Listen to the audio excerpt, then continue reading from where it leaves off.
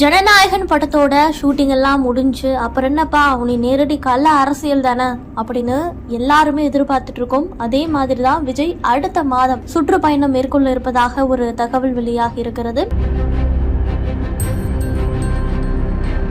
அவரினுடைய மாநில அளவிலான சுற்றுப்பயணம் தான் அடுத்த மாதம் தொடங்க இருக்கிறது. அது மட்டுமல்ல, விஜய் வருகின்ற நாட்கள்ல மாவட்ட செயலாளர்களை தனித்தனியாக சந்திப்பார் அப்படின்னும் கட்சி வட்டாரங்கள்ல இருந்து ஒரு தகவல் வெளியாகி இருக்கிறது.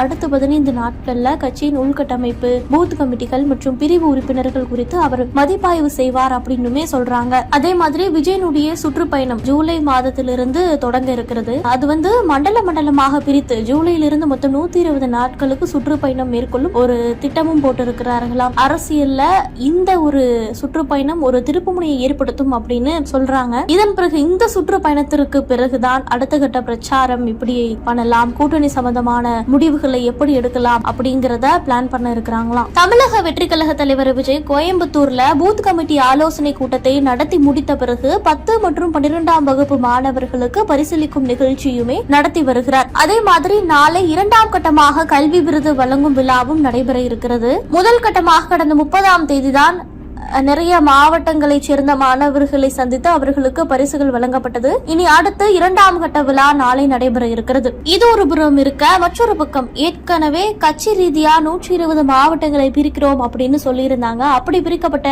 120 மாவட்டங்கள்ல 114 மாவட்டங்களுக்கான மாவட்ட செயலாளர்களை மட்டுமே அறிவித்திருக்கிறார்கள். ஒவ்வொரு கட்டத்திற்கும் 19 மாவட்ட செயலாளர்கள் அப்படின்னு சொல்லி 6 கட்டங்களாக நிர்வாகிகளை நேரில் சந்தித்து அறிவிப்பை வெளியிட்டிருந்தார். கடைசியா இந்த அறிவிப்பு 6வது கட்டம் எப்ப வெளியானது அப்படின்னா மார்ச் 13ஆம் தேதி தான். அதன் பிறகு மிச்சம் இருக்கக்கூடிய மாவட்ட செயலாளர்கள் பற்றி எந்த ஒரு அறிவிப்புமே வெளியிடப்படவில்லை. இன்னும் கூடுதலாக மாவட்ட செயலாளர்களை நியமிக்க இருக்கிறார்களா அப்படிங்கிற ஒரு எதிர்பார்ப்பும் அதிகமாக இருக்கிறது. ஆனால் மார்ச் 13ஆம் தேதிக்கு பிறகு இதனை பற்றி எந்த பேச்சுக்களுமே எழவில்லை. அதன்படி பார்க்கிறப்போ தூத்துக்குடி, தென்காசி, சென்னை துறைமுகம், திருத்துறைப்பூண்டி உள்ளிட்ட பகுதிகளுக்கு இன்னும் நிர்வாகிகளை அறிவிக்க வேண்டும். இது சம்பந்தமா வெளியாகக்கூடிய தகவலின்படி மிச்சம் இருக்கக்கூடிய அந்த மாவட்டங்கள்ல பிரச்சனைகளும் குழப்பங்களும் இருக்கிறது. அதன் காரணமாகத்தான் தாமதமாகிறது அப்படிங்கிற ஒரு தகவலுமே கிடைத்திருக்கிறது.